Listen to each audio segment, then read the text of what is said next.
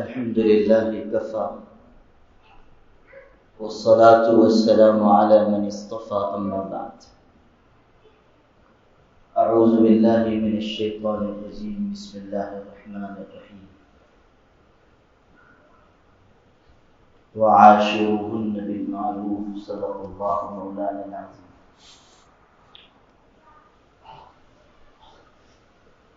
اس مسجد و خانقاہ کے ذمہ دار اور ہمارے بزرگ جناب صوفی علی محمد صاحب مقدس اللہ العالی اور آپ تمام قابل احترام بھائی اور بزرگوں،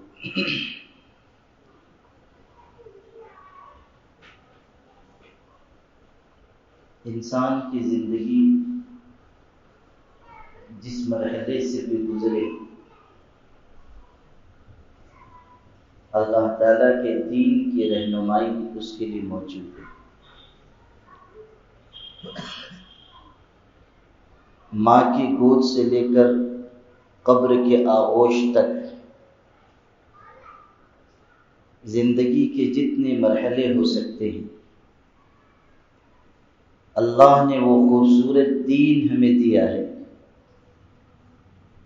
کہ جو ہر حصے سے متعلق ہمیں راستہ دکھاتا ہے۔ نکاح بھی زندگی کا اہم حصہ ہے۔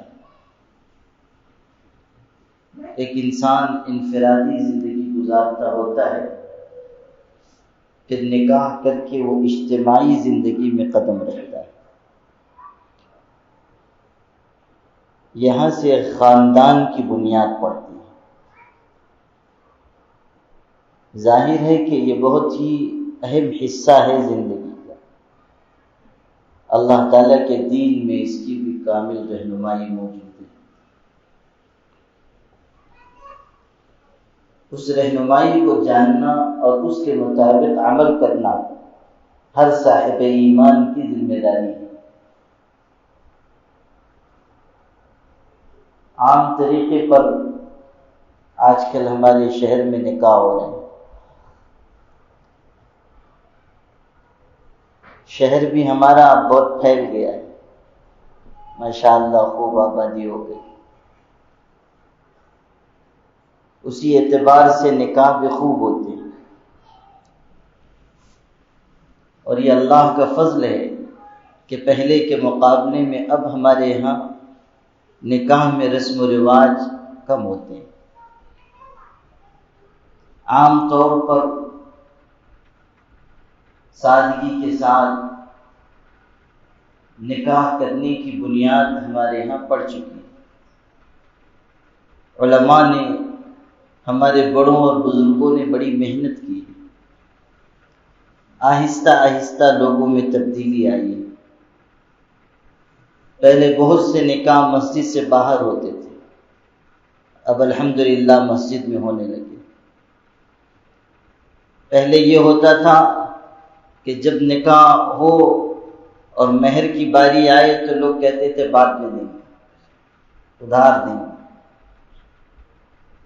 یہ زیادہ پرانی بات بھی نہیں ہے، یہ آپ کے امام صاحب سے بھی آپ پوچھیں گے تو 20-25 سال پہلے عام طریقے پر لوگ مہر نہیں دیتے تھے، سارے اخراجات نقد ہوتے تھے، لیکن جب مہر کی باری آتی تھی تو لوگ کہتے تھے کہ بعد میں دیں گے، اور بعد بھی اتنا لمبا ہوتا تھا کہ انتقال تک دیتے ہی نہیں تھے۔ یہ نہیں کہ بعد میں دیں گے تو 2-4-10 دن مہینے بھر کے بعد دے دیا۔ بہت مرتبہ تو ایسا بھی ہوا کہ مہر کی ادائیگی ہوئی ہی نہیں، جب انتقال کا وقت آ گیا تو وہ بڑی بی کو پکڑ کے لے کے آتے تھے اور کہتے تھے کہ مہر معاف کر دو، تو وہ بھی بیچاری آتی تھی اور مہر معاف کر دیتی تھی۔ وہ بھی سوچتی ہوگی کہ جیتے جی تو اس نے دیا ہے نہیں، مرتے دم کیسے دے گا، تو اس لیے اللہ واسطے معاف کیا۔ حالانکہ مہر کی ادائیگی ضروری ہے۔ الحمدللہ اب پہلے کے مقابلے میں مہر نقد ادا ہوتا ہے۔ اکا دکا شاید نکاح ہوتے ہوں جن میں مہر کی ادائیگی مؤخر کی جاتی ہے، ورنہ عام طریقے پر اب مہر کی ادائیگی نقد ادائیگی کا مزاج الحمدللہ بن گیا۔ یہ اچھی علامت ہے۔ شریعت نے جو ہدایت دی ہو اس پر عمل کرنے میں ہمارے لیے کامیابی ہے، اور شریعت نے یہی دو اخراجات رکھے ہیں نکاح کے سلسلے میں، ایک تو مہر اور دوسرے ولیمہ۔ باقی جو خرچ ہے وہ ہمارا اپنا ایجاد کیا ہوا ہے۔ شریعت نے صرف دو اخراجات رکھے تھے، ایک خرچ مہر کا اور ایک خرچ ولیمے کا، اور ولیمہ بھی مسنون ہے، یعنی لازمی چیز نہیں ہے۔ اگر کوئی شخص ولیمے کے بغیر نکاح کر لے تو نکاح پر کوئی اثر نہیں پڑے گا، یہ ہے کہ اس سے سنت چھوٹ گئی، لیکن نکاح کے صحیح ہونے پر کوئی اثر نہیں آئے گا، نکاح معتبر ہے۔ اسلام نے نکاح کو بہت آسان رکھا ہے، سادہ بھی اور آسان بھی۔ یہ جو نکاح میں خطبہ ہوتا ہے، اکثر لوگ یہ سمجھتے ہیں کہ خطبہ نکاح کے لیے لازمی ہے، حالانکہ خطبہ نکاح کے لیے لازمی نہیں ہے، وہ بھی سنت ہے۔ اگر خطبہ نکاح کسی نکاح میں نہ پڑھا جائے، صرف ایجاب و قبول کرا دیا جائے، نکاح ہو جائے گا۔ نکاح کے معتبر ہونے پر کوئی اثر نہیں آئے گا اگر خطبہ نکاح نہ پڑھا جائے، چونکہ حضور صلی اللہ علیہ وسلم نکاح کے موقع پر خطبہ ارشاد فرماتے تھے، اس لیے آپ کی سنت کی اتباع میں آج بھی خطبہ نکاح پڑھا جاتا ہے، لیکن اس کی حیثیت مسنون ہونے کی ہے، واجب یا فرض ہونے کی نہیں ہے۔ ایجاب و قبول ہو جائے گا، نکاح ہو جائے گا، گواہوں کی موجودگی ضروری ہے۔ کوئی ایجاب و قبول کرانے والا نہیں ہے، میاں بیوی آپس میں ایجاب و قبول کر رہے ہیں، یعنی ایک لڑکا لڑکی کہتی ہے کہ میں اپنے آپ کو تمہارے نکاح میں دیتی ہوں، لڑکا کہتا ہے میں قبول کر رہا ہوں، نکاح ہو جائے گا، گواہ موجود ہو، نکاح ہو جائے گا۔ اسی کو کہتے ہیں نا کہ جب میاں بیوی راضی تو کیا کرے قاضی، یعنی قاضی اگر موجود نہیں ہے اور ایجاب و قبول ہو جائے تو نکاح ہو جائے گا۔ تو یہ شریعت کا حسن ہے کہ اللہ تعالیٰ نے نکاح کو بالکل آسان رکھا ہے، کم خرچ والا رکھا ہے، عام سے عام آدمی ہو، غریب سے غریب شخص ہو، نکاح اس کے لیے مشکل نہیں ہے۔ یہ ہم مسلمانوں کی محرومی ہے کہ ہم لوگوں نے نکاح کو مشکل بنایا، اور جو چیز شریعت نے مشکل بنائی تھی، جس پر وعیدیں رکھی گئی تھی، جس کو سماج میں معیوب کر دیا گیا تھا، ہم نے اس کو آسان کر لیا، یعنی بدکاری کا راستہ، ناجائز تعلقات کا راستہ وہ آسان ہو گیا۔ ابھی چند دن پہلے ایک بہت پڑھی لکھی خاتون کا مجھ کو فون آیا کسی دوسری ریاست سے، انہوں نے اپنے حالات بتائے، شادی شدہ ہیں، صاحب اولاد ہیں، لیکن گھر کے حالات سے پریشان ہیں۔ کہتے کہتے اپنی داستان سناتے سناتے ایک بات اس خاتون نے کہی، وہ میرے دل پر ان الفاظ کی چوٹ لگی۔ اس خاتون نے یہ کہا کہ شریعت نے مشکل حالات میں رشتے کو ختم کرنے، نیا رشتہ قائم کرنے، یعنی طلاق حاصل کرنے اور نیا نکاح کرنے کو، دوسرا نکاح کرنے کو آسان رکھا ہے، لیکن آج سماج میں ایسے حالات بنا دیے گئے کہ مشکل وقت آ جانے کے بعد ہمارے لیے طلاق لینا، دوسرا نکاح کرنا مشکل ہو گیا ہے، البتہ ناجائز تعلق قائم کرنا اور غلط راستوں پر جانا آسان ہے۔ ایک خاتون یہ بات کہہ رہی، ہم نے ایسا سماجی نظام بنایا کہ جس کی وجہ سے جو چیز آسان تھی وہ مشکل ہو گئی، جو چیز مشکل تھی وہ آسان ہو گئی۔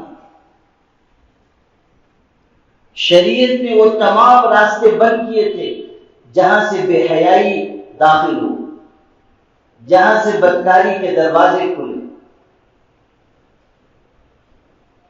یہاں تک کہہ دیا گیا کہ اگر کوئی عورت نکاح کرتی ہے، شوہر صحت مند تندرست ہے، شکل صورت کا بھی اچھا ہے، مال روپیہ پیسہ بھی اس کے پاس ہے، لیکن کسی وجہ سے یہ خاتون اس آدمی کو پسند نہیں کرتی، صرف پسند ناپسند کا معاملہ ہے، تب بھی یہ گنجائش رکھی گئی ہے کہ وہ چاہے تو اس سے علیحدگی اختیار کرے۔ حضور صلی اللہ علیہ وسلم کی خدمت میں ایک صحابی آئے، انہوں نے کہا اللہ کے رسول فلاں سے میرا نکاح ہوا ہے، اخلاق دینداری کسی چیز میں کوئی کمی نہیں، بس مجھ کو پسند نہیں ہے، میں اس کے ساتھ رہنا نہیں چاہتا، حقوق کی ادائیگی میں کوئی کمی نہیں، کوئی تکلیف بھی نہیں، لیکن میری طبیعت اس سے میل نہیں کھاتی ہے، میں نہیں رہنا چاہتا۔ حضور صلی اللہ علیہ وسلم نے ارشاد فرمایا تم کو اس نے باغ دیا ہے، کیا تم وہ باغ اس کو لوٹا دو گی؟ حضرت انہوں نے کہا کہ ضرور لوٹا دو۔ حضور نے فرمایا تم باغ واپس کر دو، اس کے شوہر سے کہا کہ اس کو طلاق دو، علیحدہ کر دو۔ نہیں رہنا چاہتی ہے، کوئی مجبوری نہیں ہے کہ اس کے ساتھ وہ رہے، کیوں؟ اس لیے کہ اگر ناپسندیدگی کے ساتھ زندگی گزارے گی تو ہو سکتا ہے کہ وہ بے حیائی اور غلط کاری کی طرف چلی جائے، عفت و پاک دامنی کے ساتھ زندگی نہ گزارے۔ اتنی چیزوں کا بھی شریعت نے خیال رکھا ہے۔ حضور نبی کریم صلی اللہ علیہ وسلم نے جو ارشادات، جو ہدایات ہمارے سامنے پیش کی وہ کیسی خوبصورت ہے۔ آپ نے بے حیائی کا راستہ روکنے کے لیے یہ ہدایت دی سرپرستوں کو، گھر کے بڑے لوگوں کو، کہ نکاح کی عمر ہو جائے تو لڑکوں کا لڑکیوں کا نکاح جلدی کر دو، بلا وجہ تاخیر نہ کرو۔ 3 چیزیں ہیں جن میں جلدی کا حکم دیا گیا۔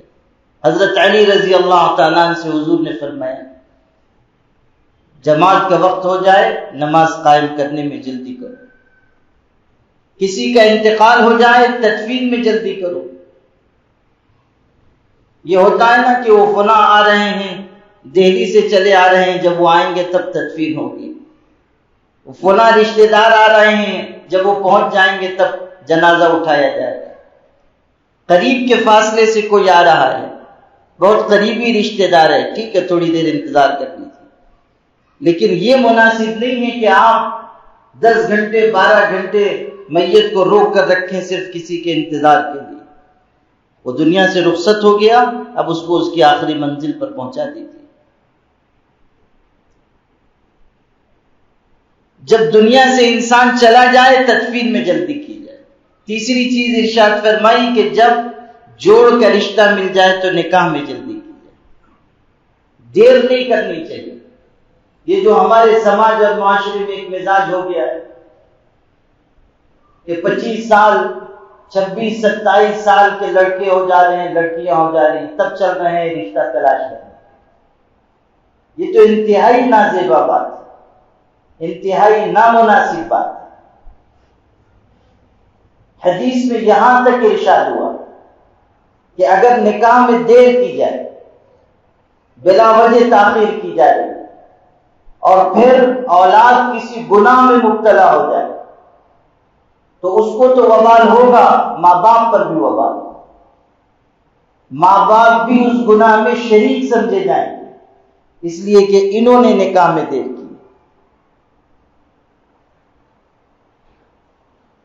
بہت سے لوگوں کے ذہن میں یہ ہوتا ہے کہ جب کمانے والا ہوگا لڑکا جب ہم نکاح کریں گے۔ قرآن تو کہتا ہے ان یکونوا فقراء یغنیہم اللہ من فضلہ، کہ اگر نکاح کرنے والے فقیر ہوں گے تو اللہ تعالیٰ اس کی برکت سے ان کو مالداری عطا کرے، آنے والی اپنی قسمت ساتھ لے کر آئے گی، جو اولاد پیدا ہوگی ان کے رزق کی ذمہ داری بھی اللہ پر ہے، ماں باپ پر نہیں ہے۔ ماں باپ روزی نہیں پہنچاتے ہیں۔ ما من دابۃ فی الارض الا علی اللہ رزقها، روئے زمین پر جو چوپایا ہے اس کی بھی روزی کی ذمہ داری اللہ پر ہے، رزق دینے والا اللہ ہے۔ موسیٰ علیہ السلام جب کوہ طور پر تشریف لے جا رہے تھے، اللہ نے بلایا تھا، اپنے اہل و عیال کو پیچھے چھوڑ کر گئے۔ جب پہنچ گئے تو دل میں خیال ہوا کہ اہل و عیال کو چھوڑ کر آیا ہوں، ان کی گزر بسر کیسے ہوگی، کہاں سے کھائیں گے پیئیں گے۔ اللہ تو دل کے خیالات سے، دل میں آنے والی باتوں سے بھی واقف ہے۔ اللہ تعالیٰ نے حضرت موسیٰ سے کہا کہ تمہارے ہاتھ میں جو عصا ہے وہ سامنے چٹان پر مارو۔ وہ عصا بڑا کراماتی تھا، حضرت موسیٰ علیہ السلام کی لاٹھی، اس میں تو معجزہ چھپا ہوا تھا۔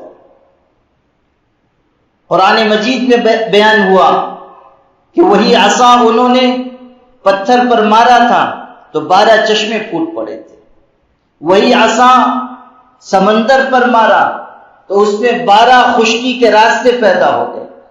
گویا کہ اللہ نے بتایا کہ دیکھو چیز ایک ہی ہے، لیکن جب ہم نے چاہا تو وہ پانی کے بہاؤ کا سبب بن گئی، اور جب ہم نے چاہا تو وہی چیز سمندر جیسی زبردست پانی کا بہاؤ رکھنے والی چیز کو اس نے روک دیا۔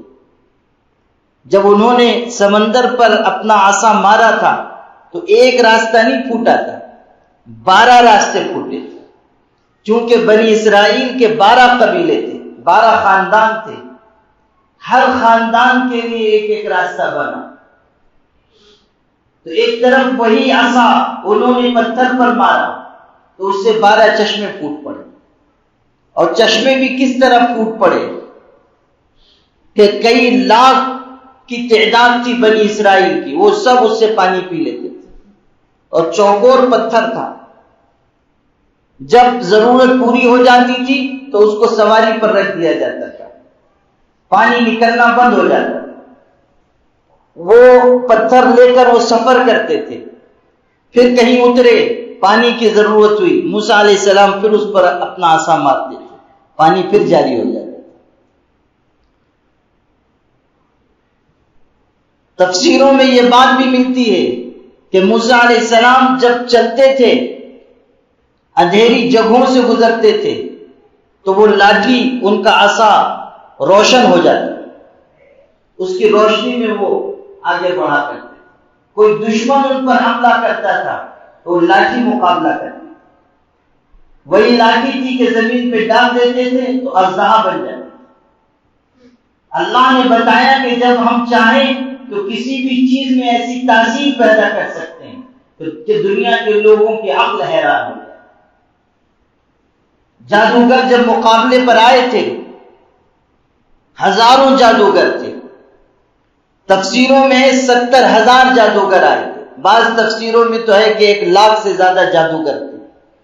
ایک طرف تنہا موسیٰ علیہ السلام، دوسری طرف اتنی بڑی جماعت ہے، انہوں نے اپنی رسیاں لاٹھیاں پھینکی، وہ سب سانپ کی شکل میں تبدیل ہو گئی اور حضرت موسیٰ کی طرف بڑھنے لگی۔ ان کے دل میں بھی گھبراہٹ اور کچھ خوف پیدا ہوا۔ اللہ تعالیٰ نے کہا یا موسیٰ اقبل ولا تخف انک من الآمنین، خوف زدہ نہ ہو، تم کو امن و امان عطا کر دیا گیا ہے، آگے بڑھو، اپنی لاٹھی زمین پر ڈال دو۔ موسیٰ علیہ السلام نے جب وہ عصا لاٹھی زمین پر ڈالی تو وہ اتنے بڑے اژدہے کی شکل میں تبدیل ہو گئی لاٹھی کہ جب اس نے منہ کھولا تو اس کے دونوں جبڑوں کے درمیان 80 گز کا فاصلہ، اور اس نے ایک لقمے میں وہ ہزاروں ہزار سانپ نگل لیے۔ جو سارا وار جادوگروں نے کیا تھا وہ ایک ہی جھٹکے میں نگل گیا۔ تو موسیٰ علیہ السلام کوہ طور پر ہیں، دل میں خیال ہوتا ہے کہ میرے اہل و عیال کیا کھائیں گے۔ ارشاد ہوا کہ چٹان پر اپنی لاٹھی مارو۔ انہوں نے لاٹھی مار دی، چٹان پھٹ گئی، اس کے اندر سے ایک پتھر نکلا۔ ارشاد ہوا اس پر بھی لاٹھی مارو۔ اس پر انہوں نے لاٹھی کی ضرب لگائی، وہ بھی ٹوٹا، اس کے اندر سے ایک پتھر نکلا۔ پھر ایک اور مرتبہ مارنے کا حکم ہوا، آخر میں ایک چوکور پتھر اس کے اندر سے، چھوٹا چوکور پتھر نکلا۔ ارشاد ہوا اس پر بھی مارو۔ اب جب وہ دو حصوں میں تقسیم ہوا تو موسیٰ علیہ السلام نے دیکھا کہ اس پتھر کے درمیان ایک کیڑا ہے اور اس کے منہ میں ہری پتی ہے اور اس کے قریب شبنم کے قطرے ہیں۔ وہ اس پتی کو کھا رہا ہے اور پانی میں سے اپنا حصہ پی رہا ہے۔ موسیٰ علیہ السلام حیران ہوئے۔ اللہ تعالیٰ کی طرف سے کہا گیا کہ ذرا کان لگا کر سنو یہ کیا کہتا ہے۔ انہوں نے کان لگا کر سنا تو وہ کیڑا کہتا تھا کہ اے اللہ، آپ کی ذات وہ ہے کہ جو مجھ کو دیکھتی ہے اور میرے حالات کو جانتی ہے۔ اے اللہ، آپ کی ذات وہ ہے کہ جو مجھ کو روزی پہنچاتی ہے اور کبھی مجھ کو نہیں بھولتی۔ سبحان من یرزقنی ولا ینسانی۔ اللہ آپ کی ذات وہ ہے کہ روزی آپ پہنچا رہے ہیں، کبھی مجھ کو بھولتے نہیں۔ گویا کہ موسیٰ علیہ السلام کو بتایا گیا کہ روزی تمہارے ذمہ نہیں ہے، روزی دینے والی ذات ہماری ہے۔ مکہ کے لوگ اپنی اولاد کو فقر و فاقے کے ڈر سے قتل کر دیتے تھے۔ قرآن نے کہا لا تقتلوا اولادکم خشیۃ املاق، فقر و فاقے کے ڈر سے اپنی اولاد کو نہ قتل کرو، تم کو بھی روزی ہم دیتے ہیں اور تمہاری اولاد کو بھی روزی ہم دیتے ہیں۔ تو یہ جو ایک مزاج ہے کہ جب کمانے والے ہوں گے تب ہم نکاح کریں گے، یہ صحیح مزاج نہیں۔ اس کی وجہ سے بہت سی بے حیائی کے راستے کھل رہے، بہت سارے ہمارے جوان بچے بچیاں وہ غلط راہوں پر جا رہے، اور اس کی وجہ سے ان کی دنیا ان کی آخرت دونوں تباہ ہو رہی۔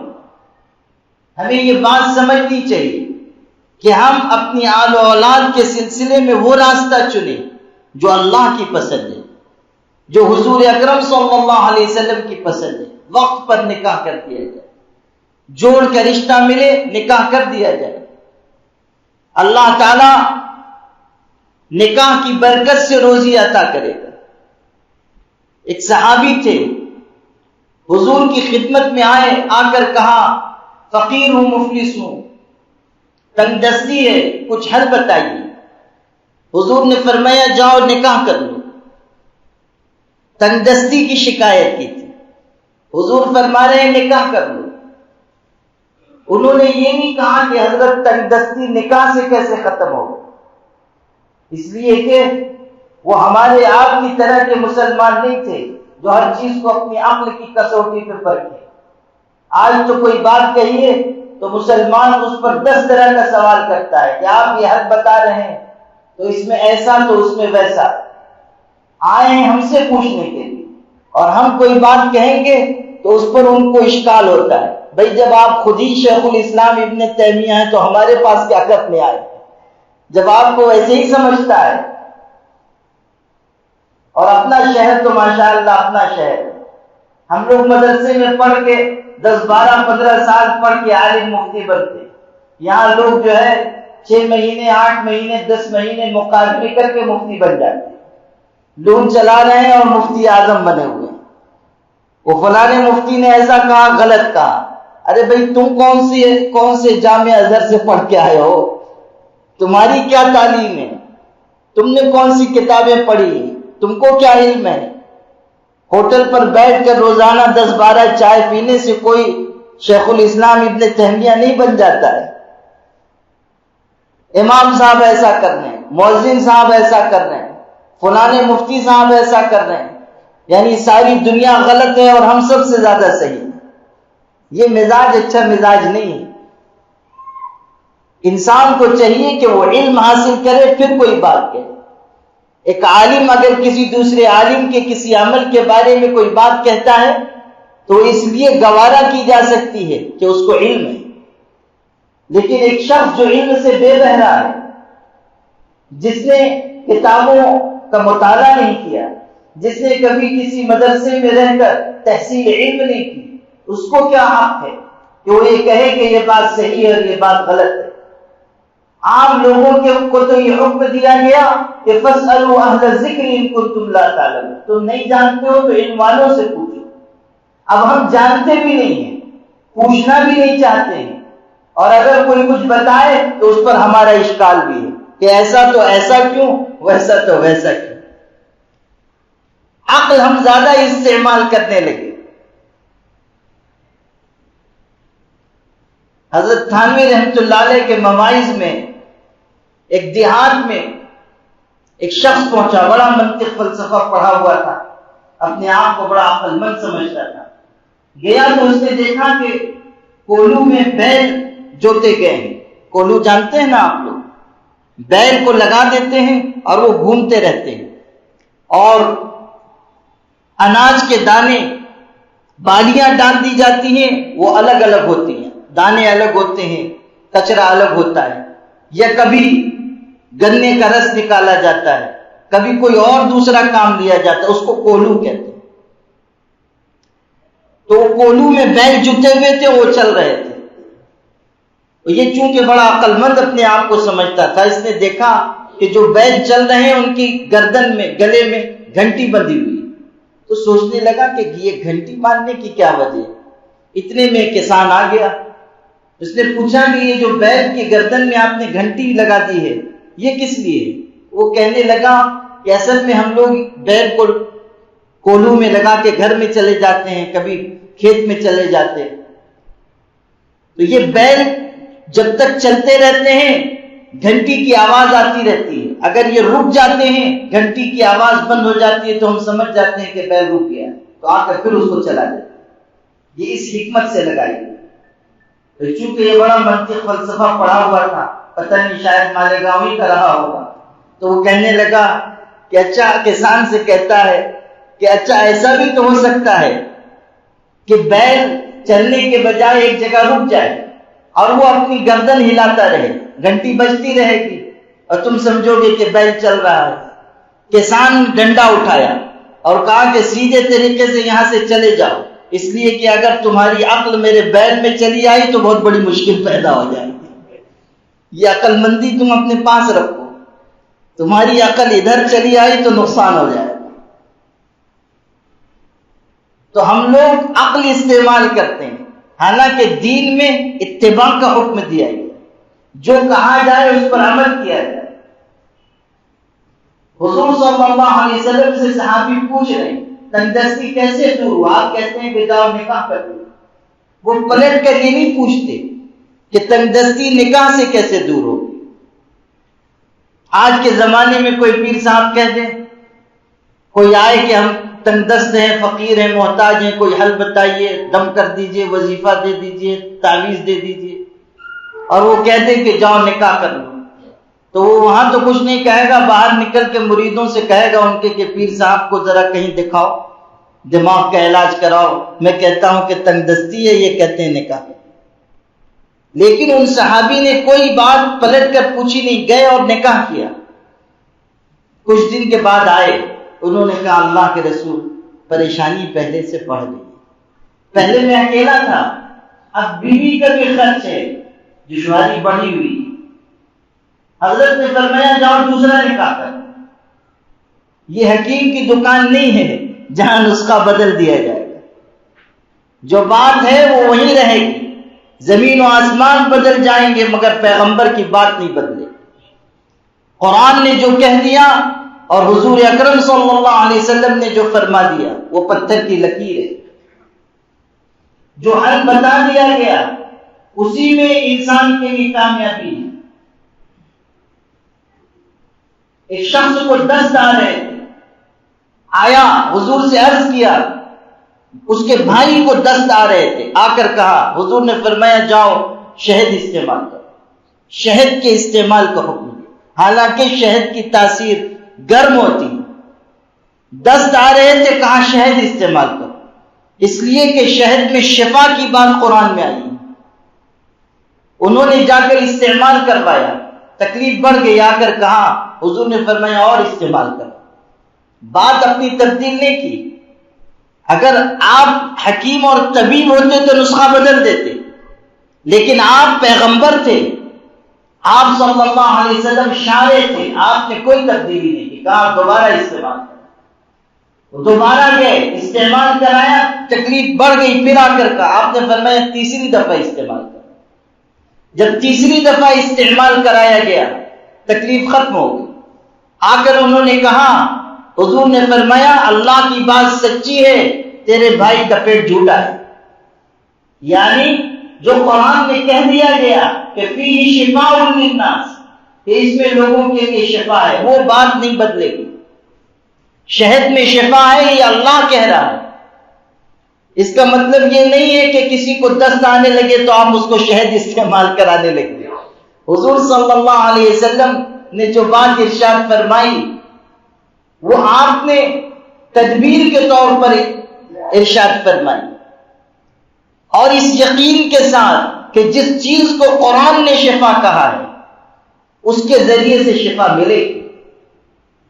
تو جب وہ آئے اور کہا کہ تندرستی بڑھ گئی, فرمایا دوسرا نکاح.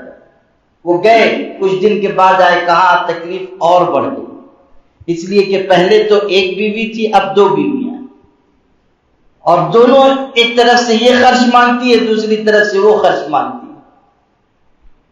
2 بیویاں رکھنا بڑا جہاد عظیم ہے. جو لوگ ایک نکاح کے بعد دعا کرتے ہیں کہ اللہ دوسری شادی کرا دے, وہی لوگ دوسری شادی کے بعد 2 رکعت صلاۃ التوبہ پڑھتے ہیں کہ غلطی ہو گئی اللہ معاف فرما دے, اب آئندہ ایسی غلطی نہیں ہونے والی. لیکن حضرت نے فرمایا اچھا جب دوبارہ آئے, سہبارہ آئے, تو آپ نے فرمایا جاؤ اور نکاح کرو. تیسرا نکاح کیا. اس کے بعد اللہ نے حالات تبدیل کر دی. اب اتنی گنجائش پیدا ہوئی کہ آ کر انہوں نے کہا, اللہ کے رسول, اب مجھ کو اللہ نے اتنی وسعت دی کہ گھر میں مال ہی مال ہے, اسباب کی فراوانی ہو گئی, سہولت اور عافیت نصیب ہو گئی. آپ غور کیجیے کہ قرآن نکاح کو برکت کا ذریعہ قرار دے رہا ہے. حضور صلی اللہ علیہ وسلم تندرستی کا علاج نکاح بتا رہے ہیں, اور ہمارے سماج میں یہ ہو رہا ہے کہ جب تک یہ کمانے نہیں لگے گا نکاح نہیں ہوگا. ہم نے وہ راستہ اختیار کیا جو قرآن و حدیث سے ہٹ کر ہے. ہم اپنا ذہن استعمال کریں, اسباب پر نظر ڈال رہے ہیں. تو بنیادی ہدایت ہے کہ نکاح کے سلسلے میں جلدی کی جائے, اور نکاح کو سادہ اور آسان رکھا جائے تاکہ اخراجات نہ ہو. آدمی کو یہ نہ سوچنا پڑے کہ اتنے لاکھ روپے خرچ ہوں گے, میں کہاں سے لاؤں گا. آدمی کی جو حیثیت ہے اس کے مطابق وہ نکاح کر کے فرصت پالے. کوئی ضرورت نہیں ہے کہ آپ لمبا چوڑا خرچ کریں, لمبی چوڑی دعوت کریں. اور یہ بھی جو ہمارے سماج میں مزاج ہے کہ فلاں کے ہاں دعوت, فلاں کے ہاں شادی ہوئی, ہم کو دعوت میں بلایا نہیں, بس اب دشمنی ان سے ہو گئی. یہ کیا بات ہے؟ انتہائی واہیات چیز ہے. اگر کوئی شخص ولیمے کی دعوت میں 40-50 لوگوں کو بلا لے, ولیمہ ہو جائے گا. کہیں شریعت میں یہ بات نہیں لکھی ہے کہ جب تک 1000 لوگ نہیں آئیں گے ولیمہ نہیں ہوگا. کہیں قرآن و حدیث میں یہ بات نہیں ہے کہ جب تک آپ کے ولیمے کی دعوت میں بڑا شامیانہ نہیں لگے گا اس وقت تک ولیمہ معتبر نہیں ہوگا. یہ سب چیزیں تو ہم نے اپنے اوپر خود سے لا دی. اور یہ مزاج ہمارا کہ فلانے نے ہم کو بلایا نہیں, ہم کو یاد نہیں کیا, غلط مزاج ہے. ہمیں تو خوش ہونا چاہیے کہ اچھا ہوا آپ نے تھوڑے سے لوگوں کو بلا کر سادگی کے ساتھ نکاح کر دیا، ولیمہ کر دیا، خوش ہونا چاہیے۔ عبد الرحمن ابن عوف حضور صلی اللہ علیہ وسلم کے جلیل القدر صحابہ میں سے، ان 10 لوگوں میں سے ہیں جن کو حضور نے جنت کی خوشخبری سنائی، اور مالدار صحابی، بہت پیسے والے، نکاح کیا، حضور تک کو خبر نہیں، نہ حضور کو معلوم کیا، نہ یہ کہ حضور کو خبر دے دیتے کہ نکاح ہو رہا ہے، لیکن میں چند لوگوں کو بلا رہا ہوں اس لیے آپ کو زحمت نہیں دے رہا، خبر بھی نہیں دی۔ وہ آئے حضرت سے ملنے کے لیے نکاح کے بعد، تو اس زمانے میں خوشبو لگائی جاتی تھی نکاح کے موقع پر، اس کے اثرات ان کے اوپر نظر آ رہے تھے۔ حضرت نے پوچھا تم نے نکاح کیا ہے؟ انہوں نے کہا جی حضرت۔ حضرت نے برکت کی دعا دی اور فرمایا اولی مولو بشاتن، ولیمہ کرو چاہے ایک بکری کیوں نہ ہو، بس کوئی ناراضگی کا اظہار نہیں کیا۔ یہ نہیں کہا کہ مجھ کو کیوں نہیں بلایا، یہ بھی نہیں فرمایا کہ اتنے قریب کے ہو ہم نکاح پڑھاتے، کچھ نہیں، فرمایا اولی مولو بشاتن، ولیمہ کرو چاہے ایک بکری کیوں نہ ہو۔ اس سے یہ بھی پتہ چلا کہ ولیمہ مختصر بھی ہوگا کافی ہو جائے گا، اس لیے کہ حضرت نے فرمایا ایک بکری بھی ہو مناسب ہے۔ حالانکہ وہ مالدار تھے، استطاعت والے تھے، لیکن حضرت نے فرمایا ایک بکری بھی ہو چل جائے گا۔ آپ غور کیجیے شریعت نے کتنی آسانی رکھی، ہمارے لیے کتنی گنجائش رکھی، کم خرچ کے ساتھ نکاح ہوگا، اللہ اس میں برکت عطا کرے گا۔ ان اعظم النکاح برکتا ایسرہ مؤنۃ، حضور کا ارشاد ہے سب سے زیادہ برکت والا نکاح وہ ہے جو کم خرچ کے ساتھ، کم خرچ کے ساتھ، سادگی میں نہیں کہہ رہا ہوں۔ میرے والد صاحب کہتے تھے یہ سادگی کا لفظ بہت خطرناک ہے، امیر آدمی لاکھوں لاکھ خرچ کرتا ہے، اس کے بعد کہتا ہے کہ حضرت میں نے بہت سادگی سے نکاح۔ میرے حضرت رحمۃ اللہ علیہ نے ایک دفعہ سنایا کہیں امیر گھرانے میں گئے تھے نکاح پڑھانے کے لیے، وہ آیا نوشا تو حضرت نے دیکھا کہ گھڑی اس کی بہت چمکدار ہے، بڑی قیمتی معلوم ہوتی، تو حضرت نے ٹوکا، ظاہر ہے عالم دین ہے، شیخ طریقت ہے، اس کا کام ہے کہ وہ غلطی پر نکیر کرے۔ حلوہ پیر نہیں بننا چاہیے کہ آدمی جب چاہے اس کو حلق سے نیچے اتار دے۔ عالم کو ایسا نہیں ہونا چاہیے کہ وہ آٹے کی لوئی ہو، جدھر سے انگلی رکھی ادھر سے دس جائے۔ عالم کا کام ہے کہ وہ منکر پر نکیر کرے، وہ بھلی بات کی تعلیم دے۔ تو حضرت نے جب دیکھا تو کہا کہ اتنی قیمتی گھڑی، اچھا ان کے ذہن میں یہ تھا کہ 25-30 ہزار کی ہو، مولوی کا حساب تو ویسے ہی ذرا مختصر ہوتا ہے نا، تو ان کے ذہن میں تھا کہ 25-30 ہزار کی ہے اور یہ بھی بہت مہنگی، تو ٹوکا انہوں نے، کہا کہ تم نے اتنی قیمتی گھڑی کیوں لے لی، کتنے کی لی ہے؟ وہ کہنے لگا کہ حضرت صرف 12 لاکھ کی، صرف 12 لاکھ، اور مجھ کو معلوم تھا کہ آپ نکاح پڑھانے آ رہے ہیں اور آپ ٹوکیں گے، ورنہ میں 52 لاکھ والی خریدنے والا تھا۔ اس میں بھی احسان جتایا کہ میں 52 لاکھ کی خریدنے والا تھا، آپ آ رہے تھے تو 12 لاکھ کی خریدی۔ اب یہ 12 لاکھ کی گھڑی فضول خرچی ہے یا نہیں، اسراف ہے یا نہیں؟ اور اس کو بھی وہ کہہ رہا ہے کہ میں تو 52 لاکھ کی خریدنے والا تھا، یہ تو 12 ہی لاکھ کی ہے۔ یعنی ہم نے دیکھیے کتنی سادگی سے کم خرچ میں ہم نے کام بنا دیا۔ سادگی کا لفظ بہت خطرناک ہے۔ ایک غریب آدمی بیچارہ نکاح کرتا ہے، 50,000 روپے بھی خرچ ہوتے ہیں تو اس کو قرض لینا پڑتا ہے۔ معیار سادگی کا الگ الگ لوگوں نے بنا لیا ہے، 15 لاکھ خرچ کر کے بھی کہتے ہیں کہ بہت سادگی سے نکاح ہو گیا، ہماری حیثیت تو 50 لاکھ خرچ کرنے کی۔ اس پر میرے والد ایک دلچسپ قصہ بھی سناتے تھے، کہتے تھے کہ جنگل میں ایک گیدڑ کی اور ایک اونٹ کی دوستی ہو گئی، دونوں ساتھ ساتھ جاتے تھے۔ ایک دن نکلے تو ندی تک پہنچے، یہ مشورہ ہوا کہ ندی کے اس پار چل کے آج ذرا تفریح کریں، تو اونٹ نے کہا کہ تم ٹھہر جاؤ، میں ذرا اندر جا کے دیکھ لوں کتنا پانی ہے، کم ہوگا تو تم آ جانا۔ گیدڑ کتے کے برابر ہوتا ہے اور اونٹ تو آپ جانتے ہی ہیں کتنا لمبا چوڑا ہوتا ہے۔ اب وہ اترا، ندی کے بیچوں بیچ میں گیا تو اس کے گھٹنے تک پانی تھا، تو وہ اندر ہی سے پکار کے کہتا ہے کہ گیدڑ بھائی آ جاؤ، صرف گھٹنے ہی تک پانی ہے۔ تو گیدڑ نے کہا کہ تیرے گھٹنے تک ہے، اتنے میں تو میری 7 پشتیں ڈوب جائیں گی۔ تو امیر آدمی جس چیز کو سادگی کہتا ہے اس میں تو 10 غریبوں کے جنازے اٹھ جائیں گے۔ حضور صلی اللہ علیہ وسلم نے سادگی کا لفظ استعمال نہیں کیا، آپ نے فرمایا کم خرچ والا نکاح سب سے زیادہ برکت والا نکاح، یعنی خرچ کو گھٹاتے جاؤ، ادھر سے برکت بڑھتی چلی جائے۔ پھر آپ نے فرمایا نکاح کا اعلان کرو، مسجد میں نکاح کرو۔ نکاح کا اعلان اس لیے کرو نسب ثابت ہو، اولاد پیدا ہوگی تو معلوم ہوگا کہ یہ فلاں فلاں کے بیٹے، فلاں خاتون ان کی ماں ہے اور فلاں شخص اس کا باپ ہے، نسب ثابت ہو، اور مسجد میں نکاح ہو۔ یا اکثر لوگوں نے نیا پردہ اختیار کر لیا، وہ دعوت نامے پہ لکھتے ہیں دختر فلاں کی دختر نیک اختر سے فلاں کا نکاح ہو رہا ہے، نام ہی غائب۔ نام کیوں غائب؟ وہ پردہ ہے۔ انجمن چوک میں جا کے گھومو اور جب دعوت نامے میں لکھنے کا وقت آئے تو کہو دختر نیک اختر۔ یہ نیا پردہ ہم لوگوں نے اختیار کر دیا۔ قرآن حضرت مریم کے نام سے سورت اتارتا ہے، قرآن بار بار حضرت مریم کا نام لے رہا ہے، اور آپ کہتے ہیں کہ نام کا پردہ۔ یہ کس نے آپ کو پردہ سکھایا؟ ارے بھائی فلاں آدمی جن کی دختر نیک اختر آپ لکھ رہے ہیں، ان کی دختر نیک اختر اگر 1 درجن ہو تو اس 1 درجن میں سے کس دختر نیک اختر سے اس کا نکاح ہو رہا ہے؟ بات سمجھ میں آ رہی ہے نا؟ جتنی شریعت نے جہاں تک بات رکھی ہے وہیں تک رکھی ہے، اس سے زیادہ اپنے آپ کو پرہیزگار بنانے کی کوئی ضرورت نہیں۔ نکاح کا اعلان ہو اور نکاح مسجد میں ہو، مسجد میں نکاح ہوگا خیر و برکت حاصل ہو۔ میرے والد صاحب رحمۃ اللہ علیہ فرماتے تھے کہ مسجد میں نکاح کا ایک بہت اہم پہلو یہ ہے کہ مسجد میں اللہ کے فرشتے موجود ہوتے ہیں۔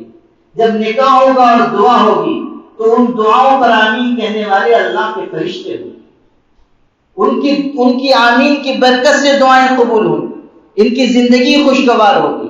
آپ عالی شان شامیانہ لگا کے کسی بڑے میدان میں نکاح کریں گے، کسی ہال میں نکاح کریں گے، وہاں اللہ کے فرشتے کیا لینے کے لیے آئیں؟ مسجد میں تو اللہ کے فرشتے موجود ہوتے ہیں۔ مسجد میں نکاح ہوگا تو یہ خیر و برکت حاصل ہوگا۔ تو نکاح جو زندگی کا اہم حصہ ہے اس کے بارے میں شریعت نے ہدایتیں دی۔ پھر نکاح کے بعد کے بارے میں ارشاد ہوا وعاشرہن بالمعروف، دیکھو بیویوں کے ساتھ اچھا سلوک کرو۔ نکاح کے بعد خوشگوار زندگی حق کی ادائیگی کی وجہ سے ہوگی، حقوق کی ادائیگی کا راستہ اختیار کرو، حسن سلوک کرو، شوہر بیوی کا خیال رکھے، بیوی شوہر کا خیال رکھے، تب ازدواجی زندگی خوشگوار بنے۔ میں چاہتا تھا کہ زوجین کے حقوق بھی بیان کروں کہ شوہر پر بیوی کا کیا حق ہے، بیوی پر شوہر کا کیا حق ہے، لیکن اب وقت اس کی گنجائش موجود نہیں ہے۔ انشاءاللہ اللہ موقع دے گا تو اگلے ہفتے میں اس کو بیان کروں گا۔ وآخر دعوانا الحمدللہ۔